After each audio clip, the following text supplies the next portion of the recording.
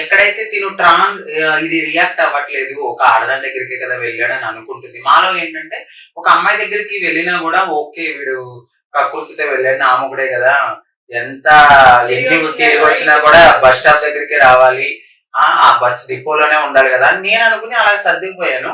Once ఒక రోజు ఎప్పుడైతే మా కమ్యూనిటీ అమ్మాయి దగ్గరికి వెళ్ళాడో అదంతా ఒక గేమ్. మేము ఏంటంటే ఒక అమ్మాయి దగ్గరికి వెళ్తే హ్యాపీగానే సరే పోతే పోయాడు మళ్ళీ వచ్చాడు కదా అనుకుంటాము. ఒక ట్రాన్స్ దగ్గరికి వెళ్తే మేము అది తీసుకోలేము, మా పరువు పోయినట్టుగానే మేము లెక్క అది.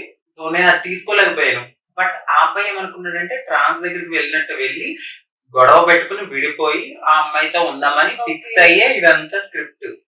ఓకే ఓకే, అమ్మాయి దగ్గరికి వెళ్తే రియాక్ట్ అవ్వట్లేదు కాబట్టి ట్రాన్స్ దగ్గరికి వెళ్తే ఈమె కోపం వచ్చింది, సో ఎట్లయినా బ్రేక్ అవుతుంది.